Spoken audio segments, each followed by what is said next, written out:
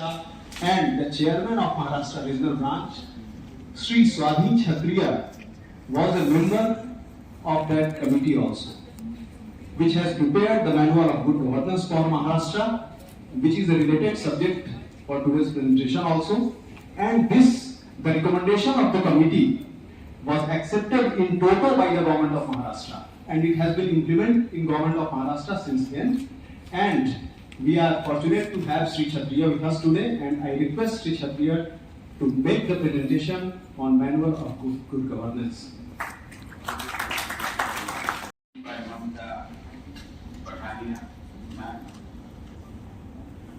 You have made my task very simple. After your presentation, there's hardly anything new that can be added. It was so comprehensive.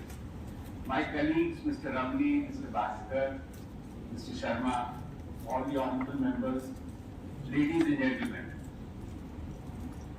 Yes, the government of Maharashtra appointed a committee to operationalize how to implement good governance.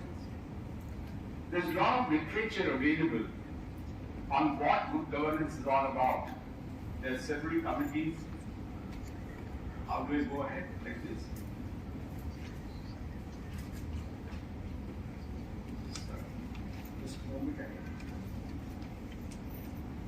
Okay, I'll try. So as I said, there are several volumes by the Administrative Reforms Commission as to what good governance is all about. States have been setting up committees. In Maharashtra, we have had two committees. One was by Dr. Madhav Godwari, the former Union Home Secretary, and one by Mr. Subhankar, the former Chief Secretary. But the question was, how will you operationalize? The vast majority of those who are on the field and the vast bureaucracy was saying, so what you tell us about the lofty principles of good governance is all fantastic. Salam hai. हमें क्या करना है रोजमर्रा के काम में ये कोई हमें बताए. So we have manuals for a lot of aspects when we are in administration. For example, there is a manual of land code. If you want to measure a land, there is a measurement manual. When you work in office, there is a manual of office procedures. But our understanding is that there is no manual of good governance. And there was a felt need that there has to be a manual of good governance which will tell what exactly is to be done. It's like standard operating procedures, or you can say it is process mapping of activities, keeping in view the broad framework which Mamta Pathania Madam has explained. That is why, of course, there is a manual of office procedures in all states, in all government of India. But we found that the manual of office procedures need to be updated because such vast changes have taken place. And I'm very happy that the government of Maharashtra has come up with an updated manual of office procedures. And we learned a lot from the manual of office procedures by the government of India. Government of India has started a practice that they are not going to update the manual of office procedures after 10 years, 20 years, every year, because changes are taking place in such a fast pace, in a dynamic manner. We have also decided that our manual, because our old manual was 1965, there was no word called e-governance in that. There was no word called digitization. So all that manuals have to be updated.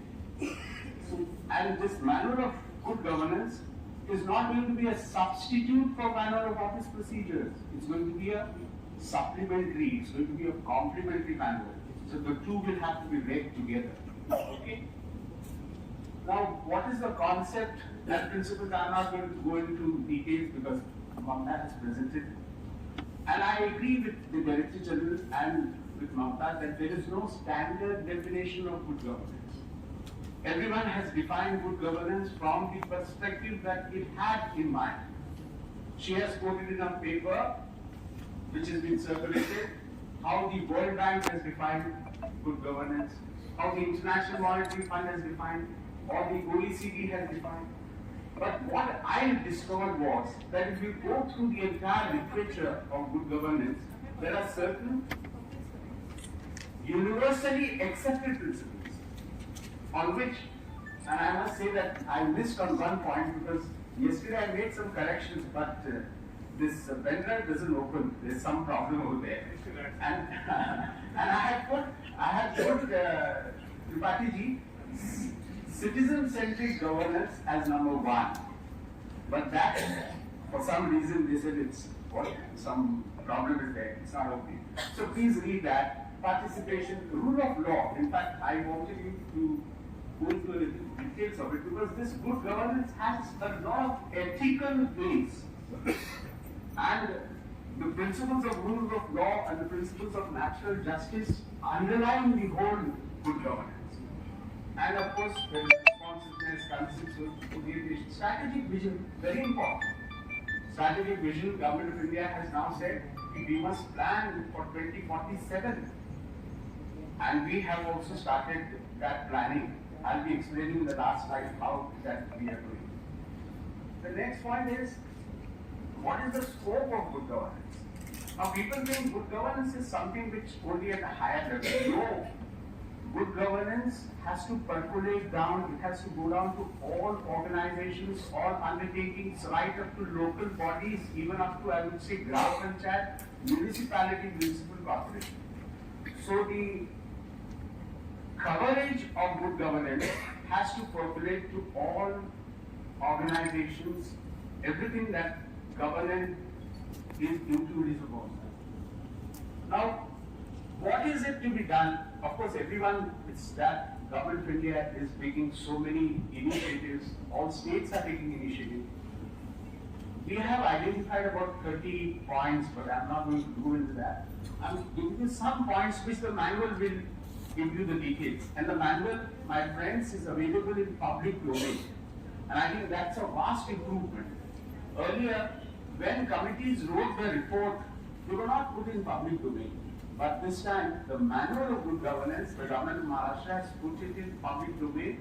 My last slide will show how we can access the public domain site of the government of Maharashtra and see what is the manual all about. And it is in English and Marathi also. So the implementation of e-office, and the manual explains how the e-office, the latest version of 7.0 which is being implemented over here. Digitization of record. We have to tell our people and we have to tell our citizens also what is meant by digitization of record and how digitization of record is to be done. Digital transformation. Excellent examples are available today, whether it is from passport, whether it is from income tax, how digital transformation takes place and how we have to learn. We have to tell in the manual how will you move from digitization to digital transformation. How will you do that? That is what the manual will be explaining. Then the government process re-engineering has to be done. She talked about simplification, she talked about making it people friendly. All that will require tremendous amount of re-engineering, process mapping of activities. And process mapping activities is a wonderful idea. I would say IIPA should encourage. One young officer took up the challenge in our district called Pune, and he was very good Zilla Parishad. He found that there were about 1,183 activities of the Zilla Parishad. And he came from an engineering background, so they had an engineering way of looking at administration. And he said, I'm going to process map each and every activity, and not more than one page. So all 1,183 activities process mapped in one page. So अब किसी को ये नहीं सोचना है कि मेरा क्या विचार है. He has a one-page process map, standard operating procedure, how he will work. That will bring about tremendous amount of subjectivity. And there will be a revolution if we go for process mapping. So it explains how to simplify all services to be brought under an act. You see, what happens if you bring under an act? If you bring under an act, timelines are laid down. And the act says this activity has to be in 30 days, this has to be in 15 days, this has to be in 40 days. Any violation of the timelines can invite penal action, can invite disciplinary action. So that's a big improvement over there. I'll be dealing with it a little detail a little later. And we have we have gone in for a good governance index. How will you evaluate? We all talk about good governance, but how organizations, how states, how governments are performing. So there has to be a continuous evaluation. For that, there are indicators, there are indices called the Good Governance Index, which Government of India has published, and we have adapted it with our additions and modifications. Now we are moving towards a district index of good governance. Every district will have to be evaluated, every district will have to be monitored on the basis of index.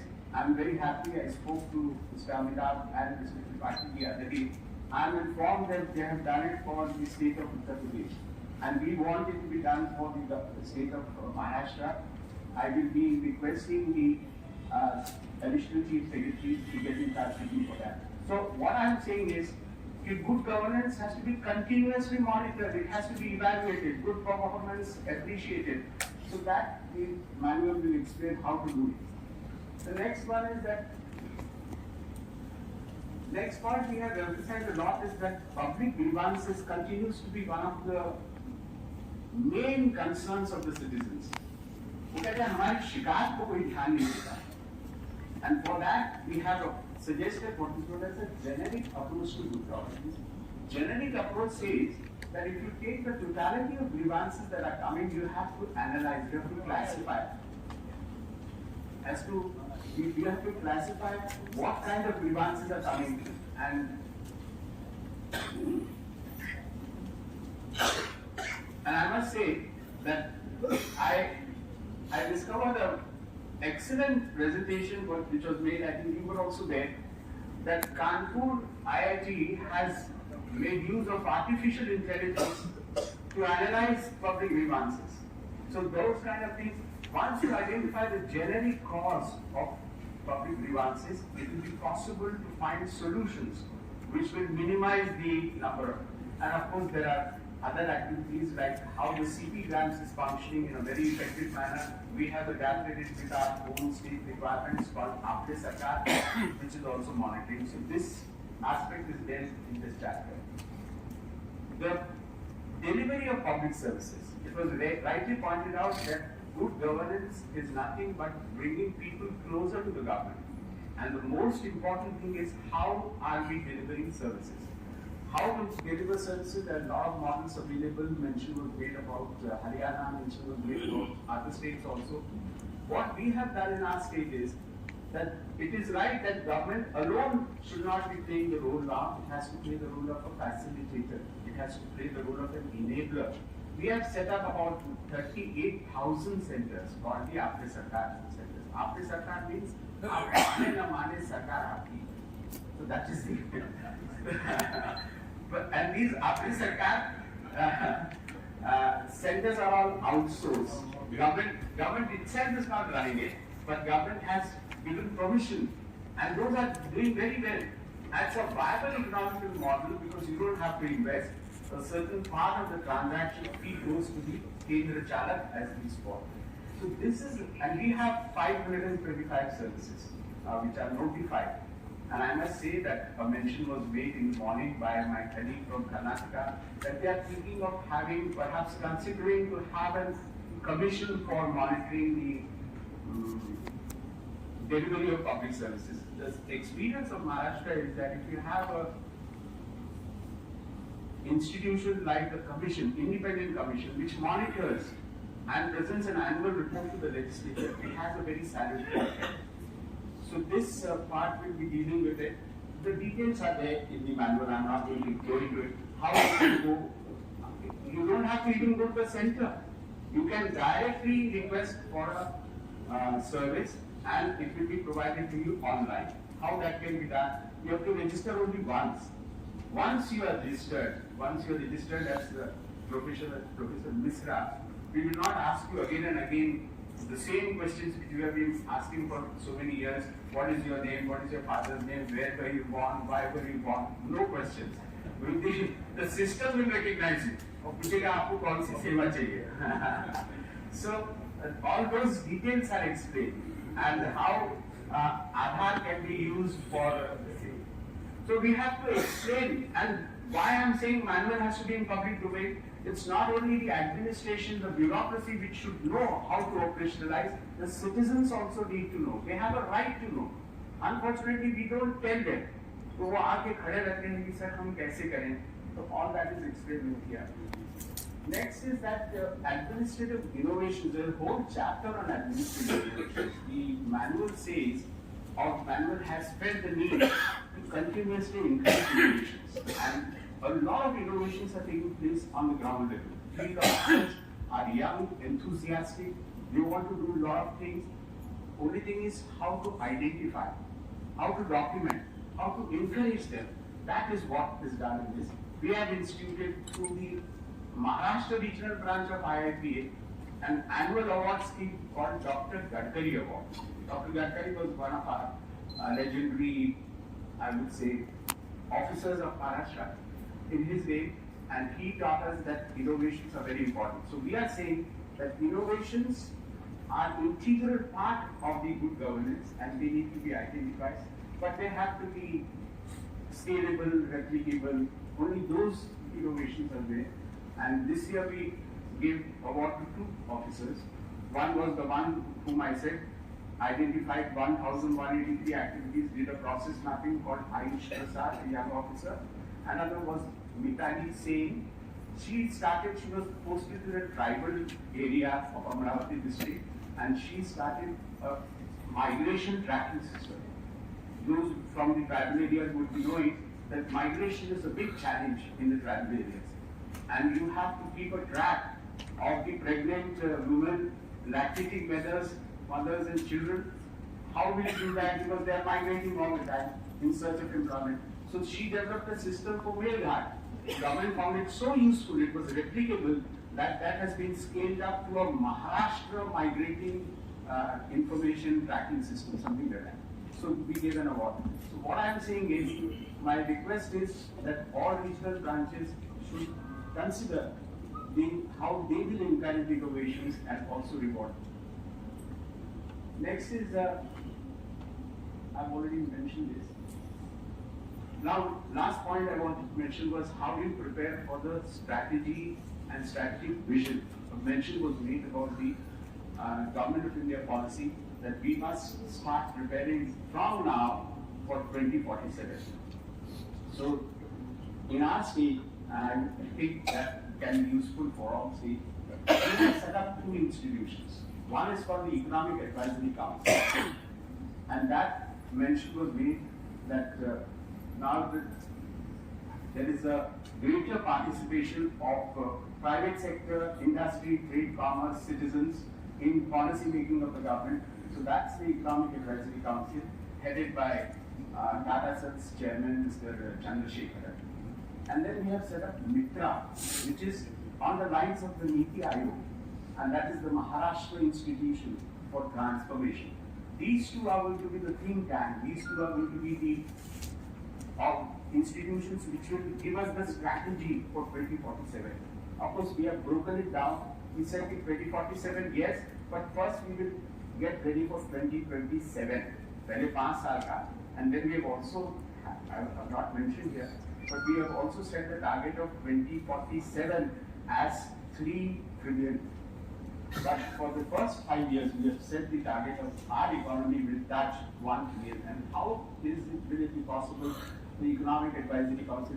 So we have given in the manual what role can an Economic Advisory Council play, what role can a Mitra institution like Niti Aayog play to that. And last point I would only briefly touch, because I have been asked to make another presentation in the afternoon on how to use technology for improving good governance. We have had the whole session on that, and I am going to make that presentation separately in the afternoon for about 5 minutes or so. In addition to that, last point I want to mention is that the manual will also give you things like how to create a state data bank. If you create a state data bank, tremendous amount of improvement in administration comes about. What is the pathway for data-driven governance? Data-driven governance, everyone is talking about, but how exactly can we do it? The manual will give you. Then the training and capacity building that is required, and efficiency, right up to efficient office space management. That is also an important point. And we picked up from Government of India. Mr. Srinivas had come to make a presentation how Government of India has cleaned up all their offices, efficient office management and space management, and they're really able to create huge amount of space and probably earn few crores of rupees out of that. With these words, I would suggest for the consideration of IIPA and of the whole House today present here, that there is, to our knowledge, there is no manual of good governance, and there is a need for a manual of good governance, and perhaps the manual of good governance can be of use for all of us. I'm very happy that we have decided to have a committee under Professor Misra and Madam Pathania to actually formulate what good governance is all about and what is required to be done. And I would feel that the manual perhaps may be of use for you also. Thank you very much.